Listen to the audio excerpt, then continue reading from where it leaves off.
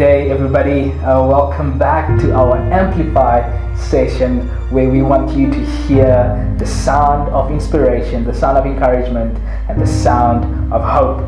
We've spent the last couple of sessions with Graham and just listening to his life story where he shared a bit about his business life. And for this session, we want to spend some time just hearing stories from his personal life. And may you be encouraged through the session. And the first question that we have for you today, Graham, is we just want to hear what is your definition of success? Because every person out there seems to have their own definition of success. What is your definition of success, and does that include having a happy and a healthy family? So the word balance is so often asked about. So let's just think about this. What is your and my purpose? And we have different purpose and goals. So for each individual, the answer to this could be different. My view is that there's no ways that I may permit that chasing after success in business is going to impact my family to the degree where either I lose my family, divorce, or my kids don't want to talk to me, etc. And there's a lovely little quote by Martin Luther King Jr. which says, "No amount of success in business can compensate for failure in the family."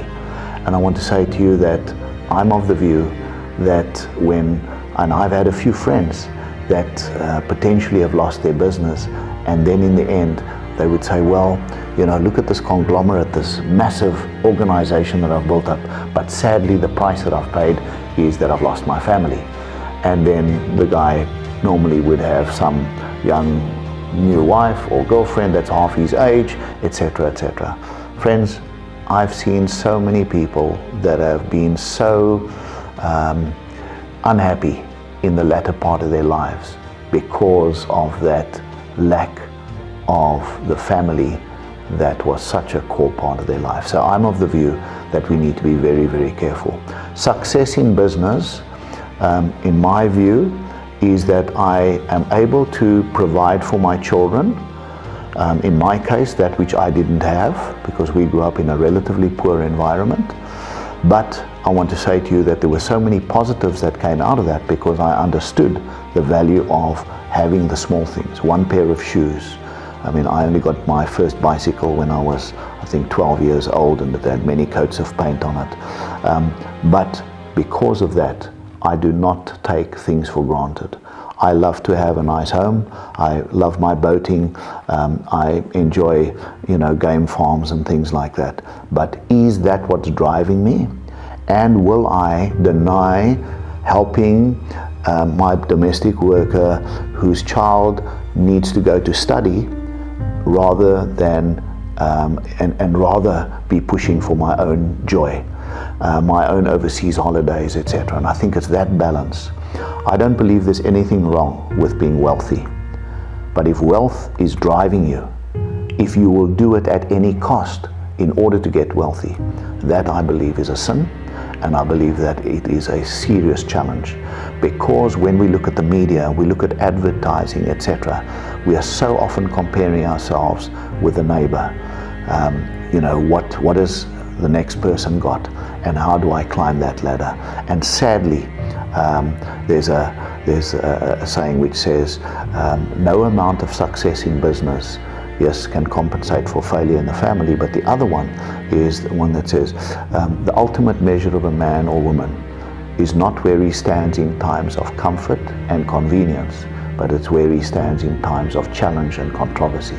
It's easy to be ethical when we're on budget.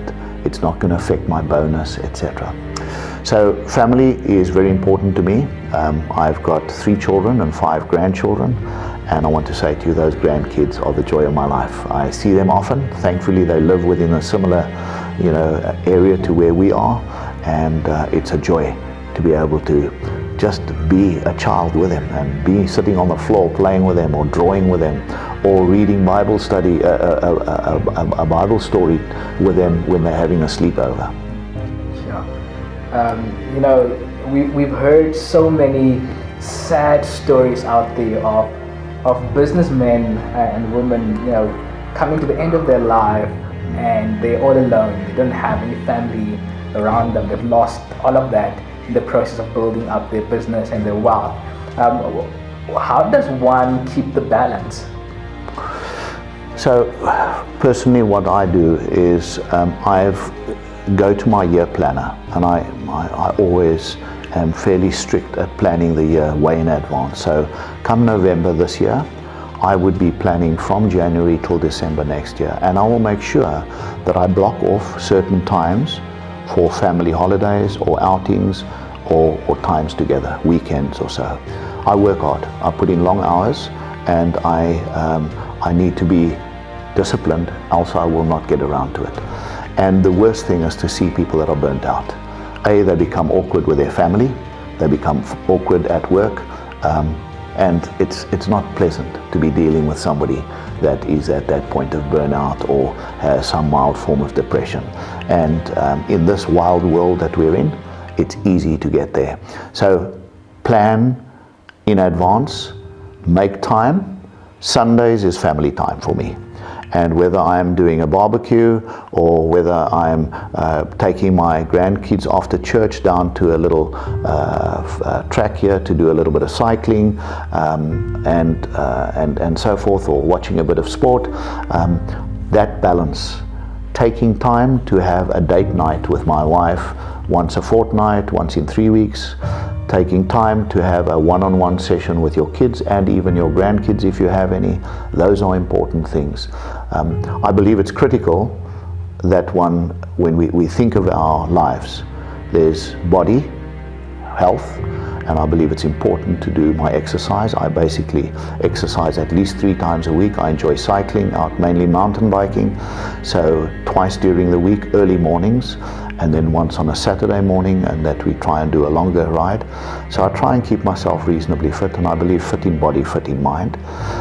When it comes to the spiritual side, I allocate every day at least a half an hour, most days an hour, to be quiet and to be still.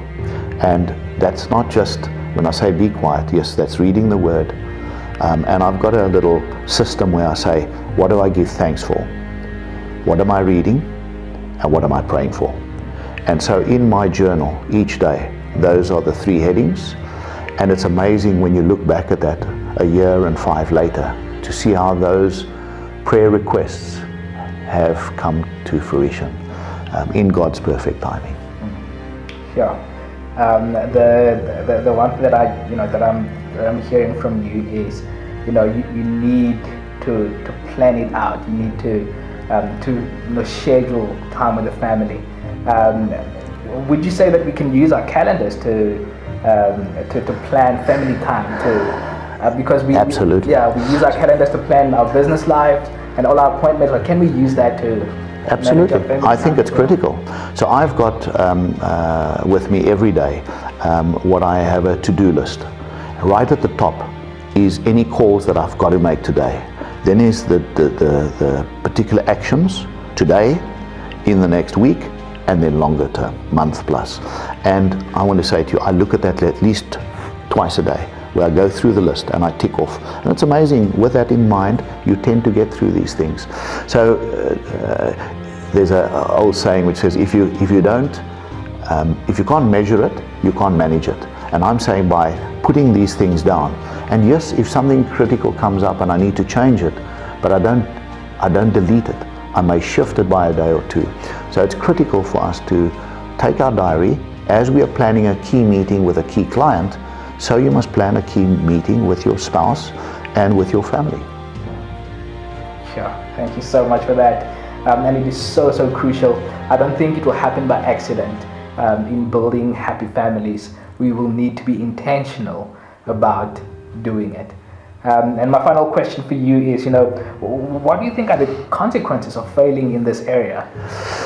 It's just too frightening. And let me say that if I had not made the commitment that I did when I was in my early 40s, I dread to think where my life would have gone. Because so easily, and we find many people in their midlife crisis, kind of 43, 45, 48. You know, we joke when we say sometimes guys get a motorbike, sometimes they get a girlfriend, but I mean, they get to that middle phase and stage, and I was there, and thank God I found Christ at that phase in my life, because I could so easily have gone off the rails. So we need to be super careful. The enemy is out there like a roaring lion. And what is your weakness? It's one of three things. It's sex, money, or power. And for some people, having that power over others is critical. For others, finances is their God, and they're chasing after these things. And for others, it's women. And sadly, we as men, you know, we're born with a kind of a hunter instinct, and we need to be very careful. We can so easily cross that line. We can so easily be tempted into something which we'll regret for the rest of our lives.